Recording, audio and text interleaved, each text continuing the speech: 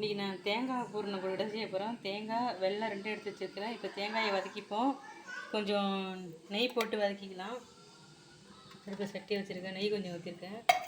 இப்போ தேங்காயை வதக்கிப்போம். நல்லா தேங்காய் நல்லா வதங்கிட்டு இப்போ வெல்லம் போட்டுக்கலாம்.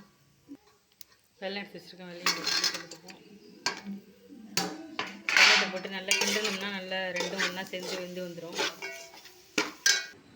கொழுக்கட்டை மாவு எடுத்து வச்சுருக்கிறேன். இதில் கொஞ்சம் நெய் விட்டுக்கலாம்.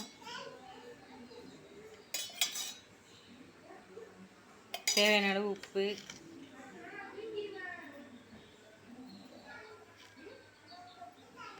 ரெண்டையும் கலந்து வச்சுப்போம். வெந்நீர் சூடாகிட்டு இருக்கு. வெந்நீர் கொதித்தோன்னே எடுத்து அதில் ஊற்றிக்கலாம். இப்போ தண்ணி கொதிச்சுட்டு அடுப்பு ஆஃப் பண்ணிவிட்டு இப்போ மாவில் ஊற்றிக்கலாம்.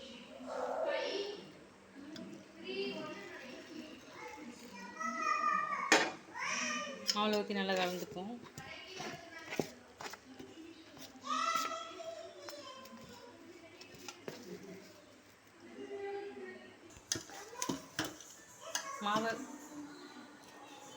மாவை இப்போ நல்லா இதுமாரி கிண்டி எடுத்துக்கிட்டோம்னா விட்டு கொஞ்ச நேரம் ஆறட்டும். ஆறுனதுக்கப்புறம் நம்ம பிசைஞ்சிக்கலாம். வெல்லம்லாம் போட்டோம்ல, ரெண்டும் நல்லா ஒன்றாகி இந்தமாரி வந்துடும் பாருங்க. இந்த அளவுக்கு இருந்தால் போதும். நம்ம ஆஃப் பண்ணிக்கலாம் அடுப்பு. ஏலக்காய் தட்டி வச்சு ஏலக்காய் போட்டுப்போம். அதில்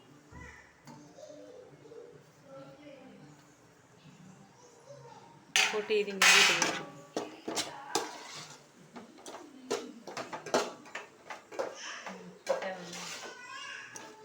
இப்போ கொழுக்கட்டைக்கு தேவையான பூரணம் ரெடி ஆகிடுச்சு. இப்போ அடுத்தது மாவு பெஞ்சு கொழுக்கட்டை செஞ்சுக்க வேண்டியதுதான்.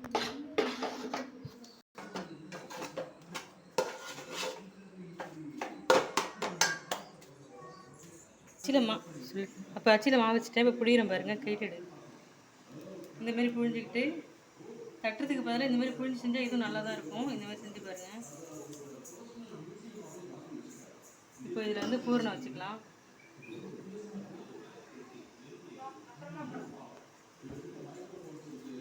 பூரணம் வச்சு இப்படி மடித்து விட்டுடணும்.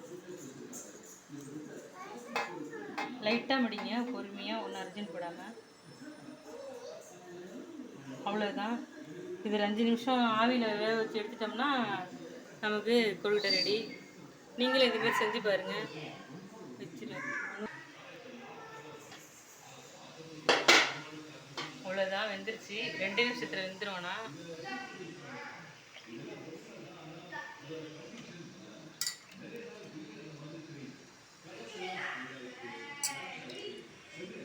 அவ்வளோதான். சுடுது. நீங்களும் இந்தமாரி செஞ்சு சாப்பிட்டு பாருங்கள். சாப்பிட்டு பார்த்து எப்படி இருக்குன்னு சொல்லுங்கள். பிடிச்சிருந்தா என்னுடைய வீடியோ லைக் பண்ணுங்கள்.